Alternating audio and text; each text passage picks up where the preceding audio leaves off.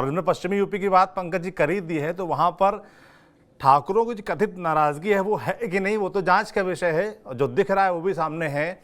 मगर संगीत सोम खुलकर एक तरीके से बातचीत कर रहे हैं संजीव बालियान के खिलाफ। अब उनका हाल का एक आध इंटरव्यू वायरल हो रहे हैं जिसमें वो साफ तौर पर कह रहे हैं मैं तो बीजेपी का प्रचार करने जाता हूं, संजीव बालियान का प्रचार नहीं करता हूं। तो उनके जो स्वर हैं वो एकदम विद्रोही और विरोधी वाले हैं। तो इसको लेकर क्या कुछ चर्चा है लखनऊ में, बीजेपी में? क्या दिल्ली तो को इस बारे में कुछ खबर हुई है, वहां से कोई निर्देश आया है क्या?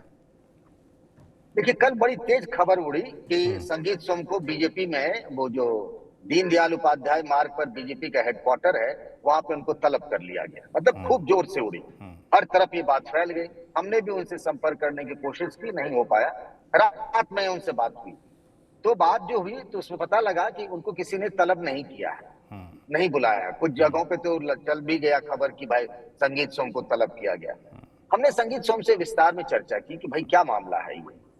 तो उन्होंने कहा नहीं भाई, मैं तो पार्टी के लिए काम कर रहा हूं।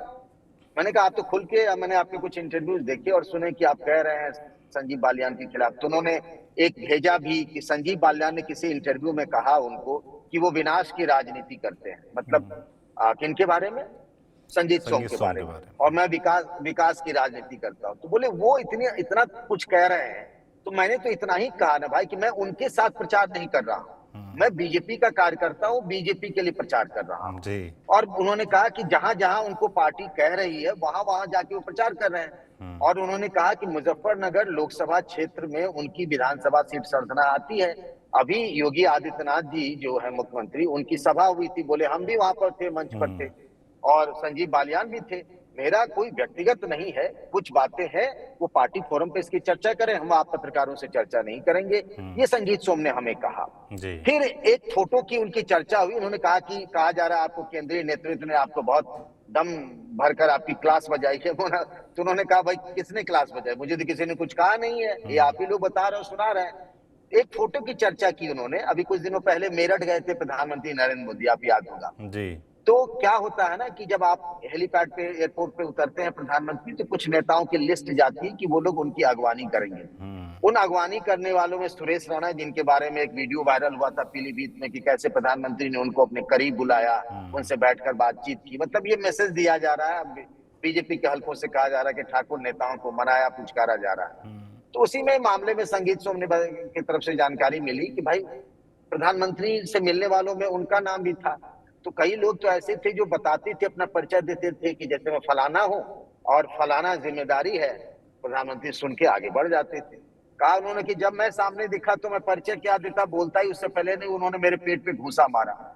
नमो ऐप पे उनकी वो तस्वीर भी है, प्रधानमंत्री उनके पेट में घूसा मार रहे हैं और फिर कंधे पे हाथ दे करके। प्रधानमंत्री से उनकी हाइट थोड़ी ज्यादा है संगीत सोम को, अगर आपने देखा हो, लंबे, जैसे जी। गर्दन देके झुकाया है। कहा आप मेहनत कर रहे हो, काम कर रहे हो, पीठ पे ठोका। तो उन्होंने कहा मेरे लिए तो प्रधानमंत्री का इतना कहना ही मेरे लिए बड़ी टॉनिक है, इससे बड़ा क्या मिल जाता।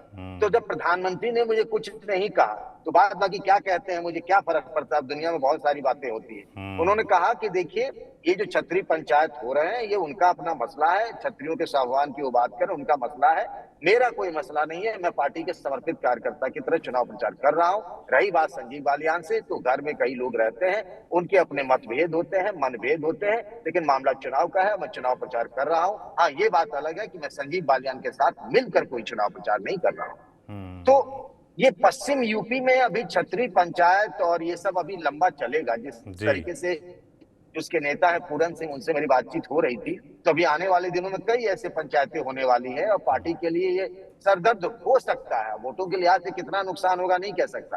पार्टी के एक बड़े जिम्मेदार जनरल सेक्रेटरी हैं बीजेपी के, उनसे मैं बात कर रहा था कि भाई इतना सब कुछ हो रहा है, आप लोग कुछ करते क्यों नहीं है, या पार्टी कुछ सोच रही कर रही है क्या? तो उन्होंने कहा देखिए, मतलब जो लोग कर रहे हैं, इससे हमारे वोटों पे, जिनको मोदी के लिए वोट करना है, चुनाव तो प्रधानमंत्री मोदी के लिए है। तो जी। मुझे नहीं लगता कि कुछ गिने चुने लोगों को छोड़कर कोई वोट ना करेगा बीजेपी के लिए, हमारे बीजेपी के वो वोट बैंक रहे। अब बोला उन्होंने कि अगर मान लीजिए 2-4 वोटों की कमी हो भी जाती है, एक तो बहुत ज्यादा लोकसभा सीटों पे उस इलाके में, पश्चिमी यूपी में ठाकरों का कोई ऐसा दबदबा नहीं है, कुछ लोकसभा सीटों को छोड़ दे। जी। अगर कुछ नुकसान भी हो गया तो आरएलडी हमारे साथ हो गई है, तो जितना माइनस हो जाएगा थोड़ा बहुत, तो 3 गुना 4 गुना तो उसका हमारा जयंत चौधरी के आने से प्लस हो रहा है। जी। इसीलिए कहीं घबराने की और चिंता करने वाली बात नहीं है, ऐसा बीजेपी के उन राष्ट्रीय महामंत्री ने कहा। लेकिन एक बात जरूर है, ये नैरेटिव बन रहा है कई लोकसभा सीटों पे। और अब तो पूरन सिंह ने जो मुझे जानकारी दी, उन्होंने कहा कि भाई हम आंवला में भी करेंगे छतरी पंचायत, हम जौन धनंजय सिंह जेल में है और बीजेपी ने ठाकुर भाषा